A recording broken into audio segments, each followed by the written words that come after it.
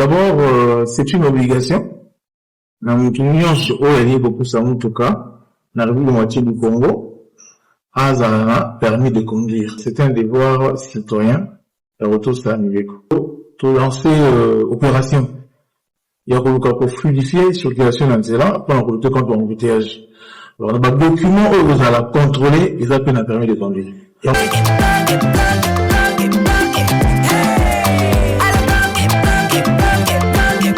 Oyoki elengi ya Congo. Tapez les mains. D'abord, c'est une obligation. Na mutunyonso oyo beaucoup ça mutuka na République moitié du Congo a permis de conduire. C'est un devoir citoyen. Et retour ça pour lancer opération. Il y a pour fluidifier circulation dans cela pour lutter contre l'embouteillage. Alors, les documents où vous allez contrôler, ils ont permis de conduire. Et on a 5 000 on a permis de conduire dans la montée, les cabas ont permis de conduire. Madame excusez. On est à temps pour Konzambo Kayemo, Aïdou a permis. Et l'on a eu mon quoi, mon conseiller en Gumba Kinshasa, n'a permis nanga.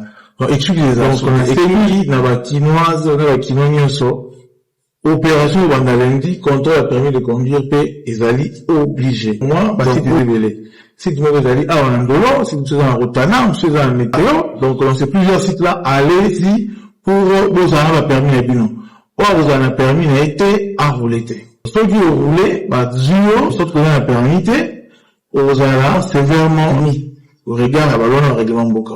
On a profité pour une occasion. N'enseigne à l'usager en zéla. Pour observer conduite ya malam. Les réformes ont été aussi le Rwanda lundi, ils ont une réforme à succès. Parce que l'embouteillage, ils ont déranger du sodius. Ils ont menacé productivité, ils ont menacé fonctionnement à la ville. Ils ont impacté même la santé. Donc, nous avons beaucoup fait avancer là parce qu'on a au coma, mais c'est qu'on a commenté pendant que nous avons sur la crise. L'autorité, c'est que ce soit une continuité. Comme responsable, gouvernement provincial et mettre en place la réforme d'opération communée où il y aura un déploiement de 3000 agents composé de la police nationale congolaise, agents à la division urbaine de transport, brigade spéciale à la protection de l'environnement à la ville à Kinshasa, mais également la régie de forêt à la ville à Kinshasa. On s'est déployé dans 60 carrefours à la ville à Kinshasa pour nous observer normes. Parce que, koto sanzela, ils allaient normes. Kotambola malam nanzela, ils allaient normes. Mais on est au plan de mission, tout bas, kotambola sans dysfonctionnement.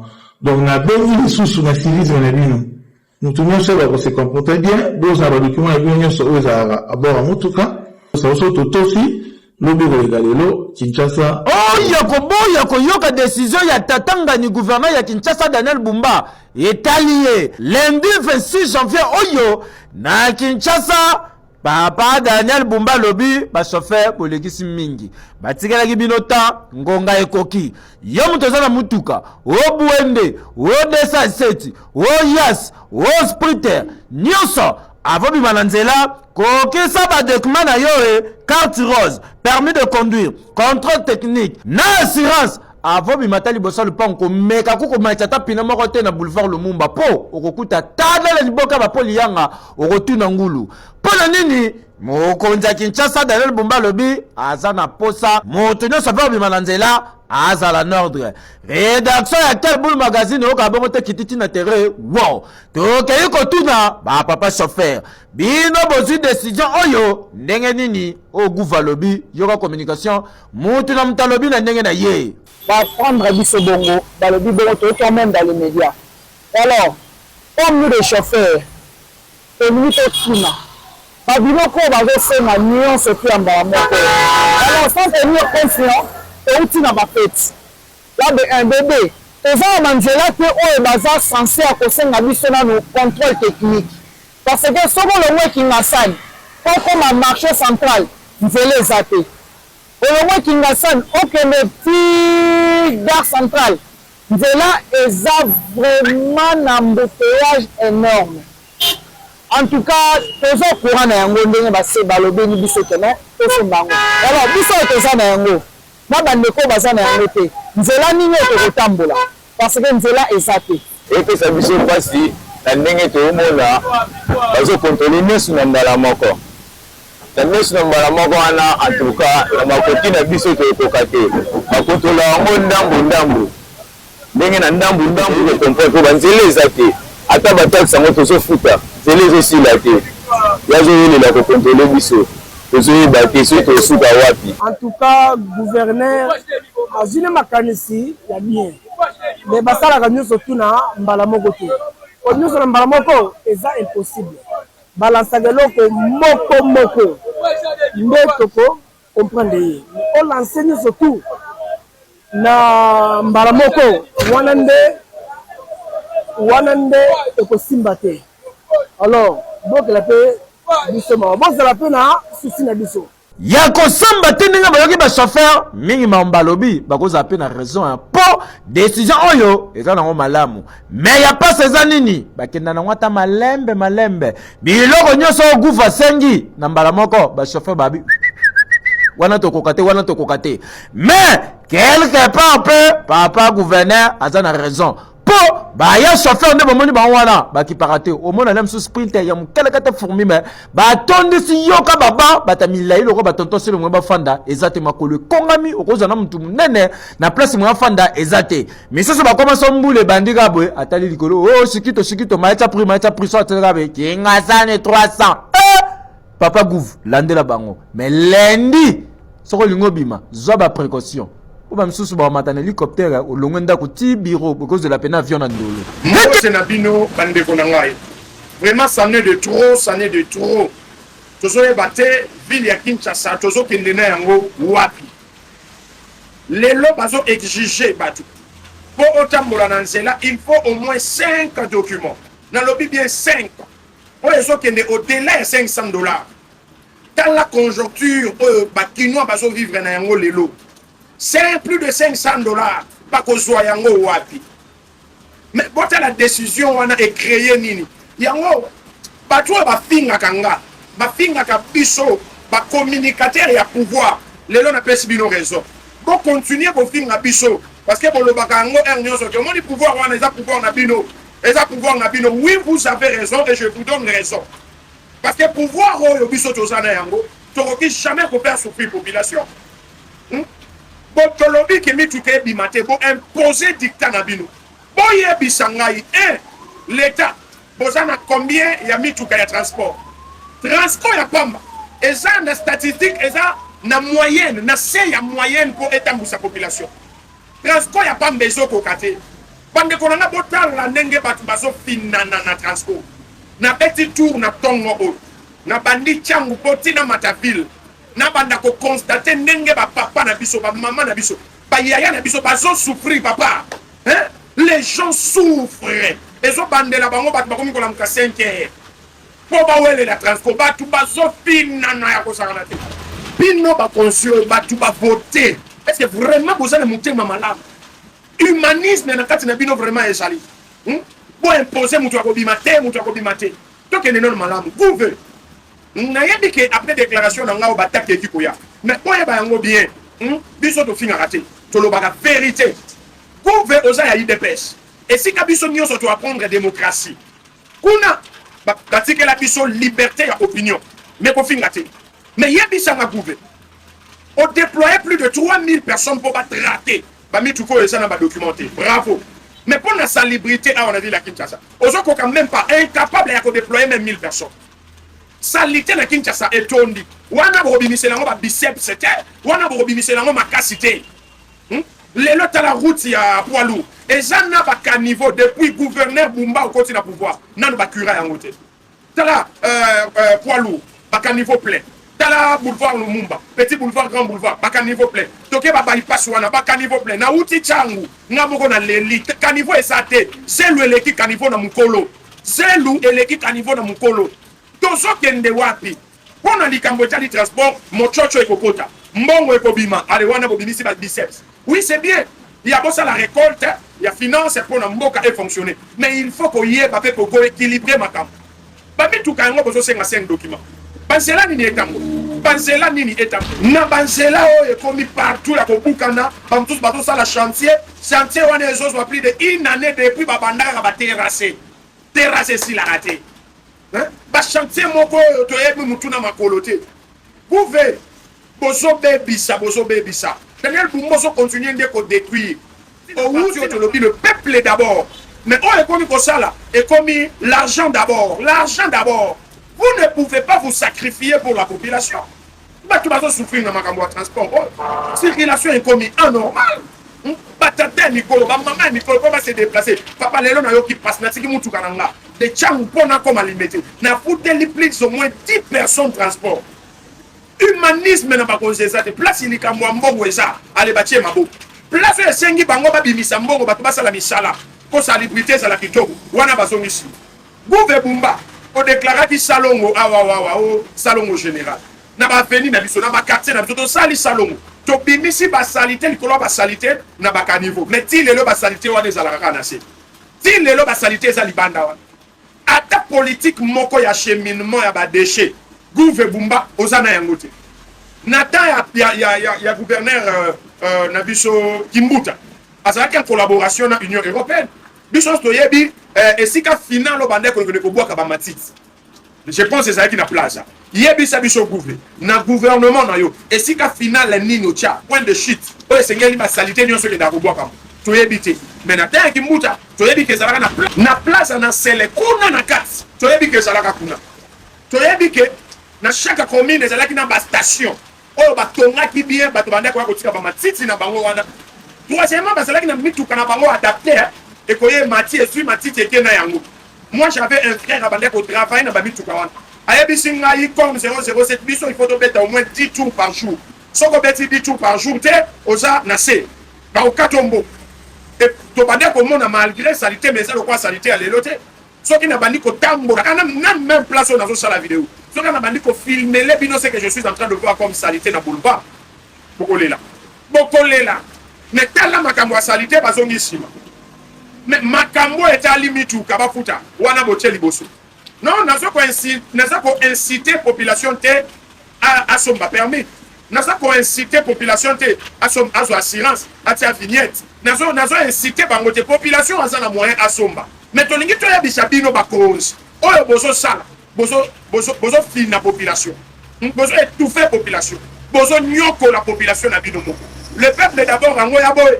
Pas que ndakata ne loko moko. On a 6 mois permis.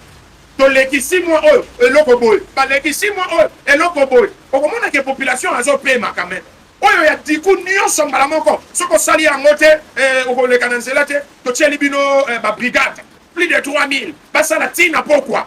Basa la tina pourquoi? Wana nde tomoni makasi na bino. Makasi na bino limite. Tipo tina pourquoi bazo ça? Ne ba longole la biso pe ba salité tina pourquoi? Ne ba longole la biso pe ba salité tina pourquoi?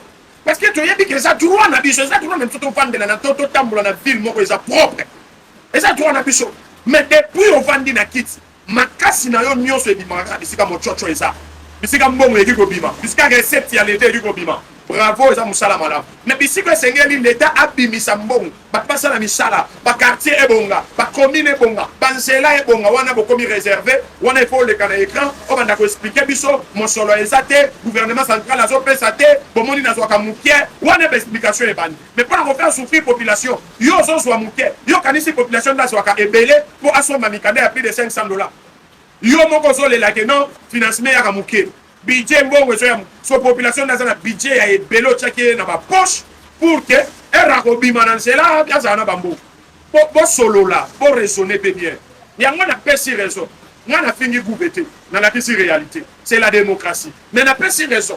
Pour continue nga batno so ba yebike et ça continue ko to le bela rapati na soutenaka mboka na ngai. En nyoso batbera ko finga biso.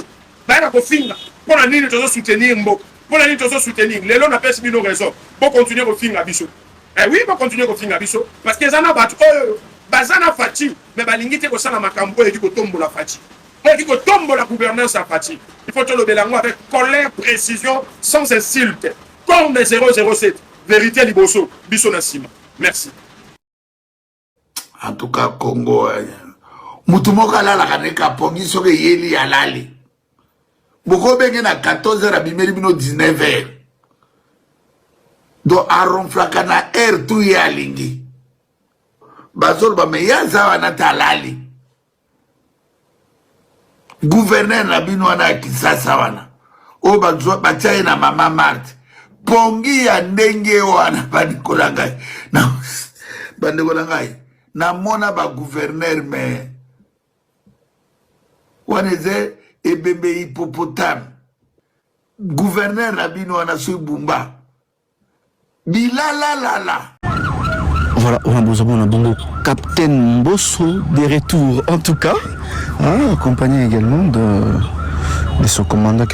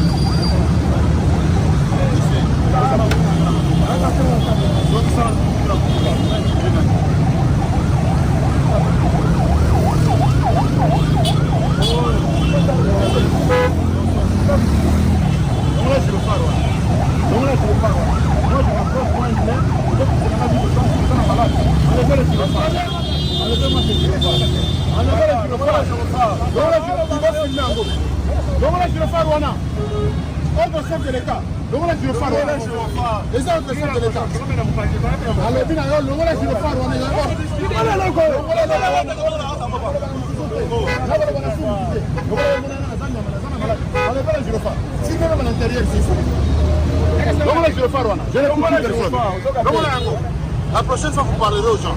Qu'est-ce que ça veut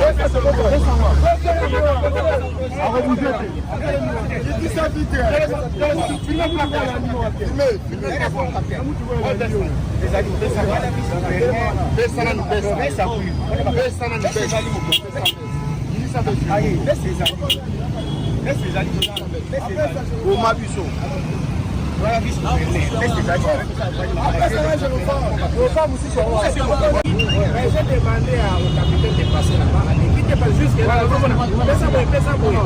On s'adresse au major de sécurité qui est censé courir passer des fois. Ok, est-ce que vous pouvez nous voir d'abord, s'il vous plaît? On est en train de perdre beaucoup de temps pour trouver des là. Vous pouvez nous vraiment les signaux lumineux. Le problème est qu'il y a une décision de la conseil des ministres. Plus personne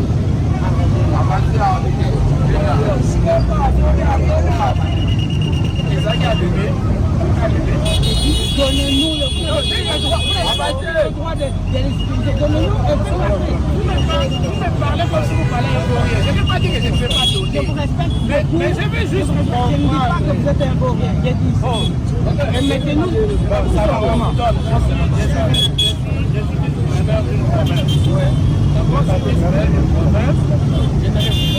Je voulais comprendre les instructions. D'accord. Je ne suis juste gouverneur du commerce.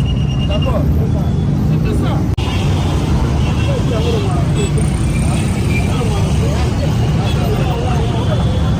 Nous avons payé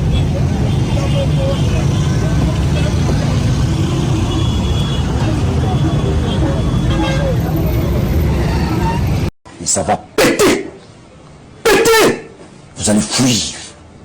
Vous attendez. Mais là, il se pose un problème. Les études, vous faites quand vous accédez au pouvoir ou quand vous étiez le candidat avec un programme déjà chiffré, vous savez ce que vous devriez faire quand vous arrivez au pouvoir. Quand on fait un projet, quand on est au pouvoir, un projet, ils ont l'étude de faisabilité, après exécution. C'est pas moi qui vais t'enseigner ça, papa, ici. Mais ça, le projet, toujours un candidat, papa. Les candidats, s'il vous plaît. Les candidats, études alors que la population, quand j'étais candidat, je vais mettre en place un bureau d'études. J'engage des moyens pour ça, l'étude d'assainissement. Mais c'est ce qui se passe ailleurs, malheureusement. Non, c'est faux, c'est tu crois. Le candidat politique a un bureau, a des gens avec qui travaillent. Études. Non, les études, ça fait partie du projet. Bon, études de Bimalaka, ta projet là, mais c'est le gouvernement, s'il vous plaît. Tu as compris quand même. Ça fera bientôt. Je veux que tu comprennes, Osé. Mais c'est le gouvernement, ça fera bientôt plus d'une année que Banzela Moussousou Ezali ya kokangama malgré batravers ya kosalema notamment na ngiringiri na kabinda wanga ta flambeau na kabambare vers prison ya makala na banzela ezalaka lisusu te na niveau ya kasavubu vers Money Shop aussi nzela ebonga mais esila te. Qu'est-ce qui fait que depuis plus d'un an lobaki ke inauguré banzela mosusu le 30 juin mais surtout toujours inauguré sur na tangi oyo lakaki ke inauguré le 30 juin esalami te puis kasavubu na promete wapi olakaki na Kimbondo na Ngiringiri na Kabambari na station ma campagne aussi. Il y a 6 mois, le bail est missalé aussi, la missalé c'est la t'es beaucoup le bail on a le bail t'es. Parce que nous peut-être, je sais pas, nous ça là oyo, to libérer déjà, banzela est payé. Faut qu'on appelle le one. Que non, to libérer banzela belé, il y a qualité pénible. Parce que le bela il m'a dit banzela ya kokanga tisiko. Et là nous sommes au monde banzela on a, il y a un tout en voiture d'awa, bah après ça en a tant dans mon exécution. Et c'est une maison avancée quand même. Oui, mais les embouteillages, beaucoup viennent du fait que Kassavou vous a sauté. Aujourd'hui, oui, effectivement, ton Pandef, il y a Mamba, Funa, Tchangou, côté la ville mingi de Bokassa, de Flambeau, et puis voilà, de Kassavou, et puis voilà. Kassavou, écoutez, une particularité, Moko. Tant que tu vas dire Missala Kassavou, tu écoutes un problème, il y a pont Cabu. Vous voyez? Oh, déjà, comment on dit, il fallait résoudre le problème, il y a parlé du peuple, comme ça là, on est à pont Cabu. C'est deux prestataires. Alors, oh, facile, ça y est, pour que on continue. Sauf que dans le Pandi, on a tout le monde que, par exemple, on avance en béton. Vous voyez? Il va continuer, beaucoup bien dans mon tina victoire. Et de là, pour je me suis à Kassavou, je vais Rwanda, on a côté à Money Shop. On qui est une partie, bah, avancer. Bandal Chibang, il y a un problème. Bandal Chibang, problème, ils ont un problème au sous. Njelana Bandal Wana, Baza Kosa, la réhabilitation, il y a Mamba Mai. Tant aussi, ça va le Rwanda, Nzela Mai Wana, Nzela et Ruzonga. Je pense que Bana Bandal, Bazamite Maokita. Vous voyez? Misa bazomo na monde ba la réhabilitation il y a Mai. Là je pense que c'est pour si je ne m'abuse. Mai wana foi et ba qui sa pression et distribution d'eau. Alors pour ce faire to ko sala balama ko sauter. Pour ça sali voirie. Tant de buka sous to zo na to bonisa. So ki ba to Mai ba silisi ndenze on so erobonga. Allez-y, Kota Money Shop, au Bama ou le Bama Money Shop. Kota Money Shop, on tali bien, c'est déjà bétonné d'un coin. En partie, oui, bazo continue Koto parce que, même si on a banzé, on se toujours comme pour nous faciliter pour faire les déviations.